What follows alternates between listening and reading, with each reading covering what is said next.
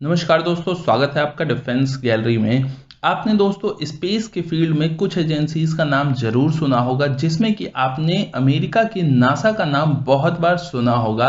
NASA दोस्तों actual में ऐसा नहीं है कि आज के समय में भी नंबर 1 है। हाँ, ऑब्वियसली उम्दा क्लास की एजेंसी है जो कि स्पेस में लगभग सबसे आगे रहती है, लेकिन ऐसे बहुत सारे फील्ड हैं जिसमें कि नासा को बहुत सारे देशों ने पछाड़ा है। रशिया ने एक नया रिकॉर्ड बनाया है जो कि अब रशिया के नाम आ गया है नासा से हटके।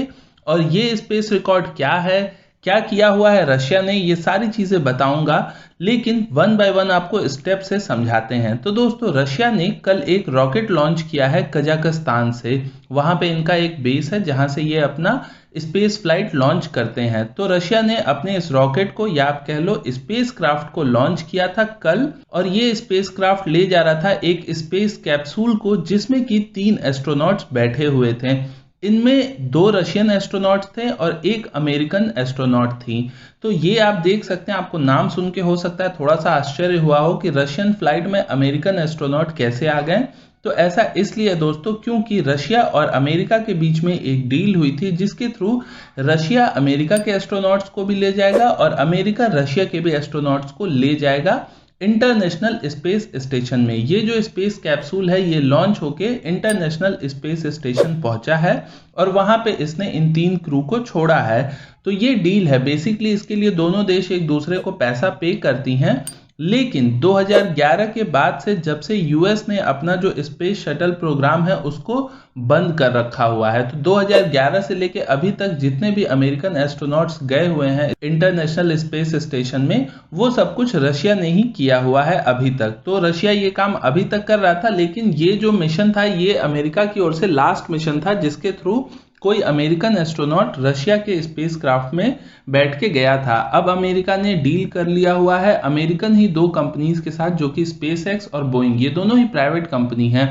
तो इनके साथ 2014 में ही नासा ने डील किया हुआ था, लेकिन उसमें कुछ डिलेज हो गए थे। लेकिन अब प्लान है कि 2021 से ये लोग खुद से ही फिर से भेजना शुरू करेंगे। अमेरिका पहले ये काम करता था, लेकिन पैसों की दिक्कत की वजह से नासा को भी अपने इस प्रोग्राम को बंद करके डिपेंड होना पड़ा था रशिया के ऊपर। लेकिन अब अगले साल से अमेरिका इंडिपेंडेंट हो जाएगा फिर से। तो दोस्तों जैसे अमेरिका में नासा है, वैसे ही रशिया में रोसकॉस्मोस नाम की एक कंपनी है, जो कि रशियन स्पेस कंपनी आप इसे कह सकते हैं। जैसे कि भारत में इसरो है और अमेरिका में नासा है। तो रोसकॉस्मोस ने अपने नाम पे क्या इस बार किया हुआ है, कौन सा रिकॉर्ड बनाया है, तो ये है दोस्तों कि इससे पहले जब भी कोई कैप्सूल को यहां से लॉन्च करके भेजा गया इंटरनेशनल स्पेस स्टेशन तक, उसने आज तक मिनिमम 6 घंटे का समय लिया था। और ये समय 2013 से पहले तक 2 दिन का हुआ करता था। तो उसके बाद 6 घंटे का समय आया। लेकिन रशिया ने यहाँ पे एक नया रिकॉर्ड बना दिया है और इस समय को ड्रास्टिकली कम कर दिया है। और रशिया ने 3 घंटे 3 मिनट में अपने स्पेस क्राफ्ट को लॉन्च भी किया और वहां पे डॉकिंग भी कर दी। डॉकिंग का मतलब होता है जो कैप्सूल होता है वो इंटरनेशनल स्पेस स्टेशन जो है उससे ज्वाइंट हो जाए, उसको डॉकिंग कहते हैं। तो उसमें काफी टाइम टेकिंग प्रोसेस होता है, बहुत स्लो होता है वो। तो उसको भी कर दिया और यहां से लॉन्च करके वहां तक पहुंचा भी दिया। सब कुछ इन्होंने 3 घंटे 3 मिनट में कर दिया। तो ये एक नया कीर्तिमान स्थापित किया है रशिया ने।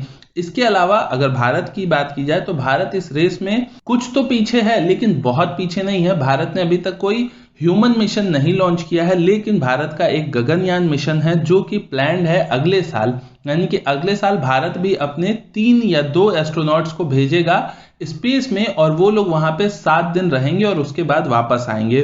तो उसको भेजने से पहले एक टेस्ट किया जाएगा जो कि दिसंबर 2020 में ही प्लान था। अब देखना है कि होगा या नहीं होगा।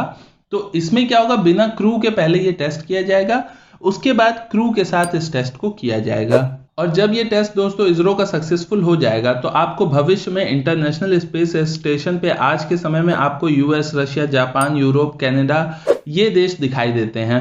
तो भविष्य में मैं आपको लिख के दे रहा हूं, जब भारत का ये मिशन सक्सेसफुल हो जाएगा, भारत में ये काबिलियत आ जाएगी, तो इंटरनेशनल स्पेस स्टेशन में एक कैबिन भारत के भी नाम पे जरूर होगा। अभी के लिए इतना ही। मैं मनीष मिलता हूं अगले वीडियो में। नमस्कार, जय हिंद।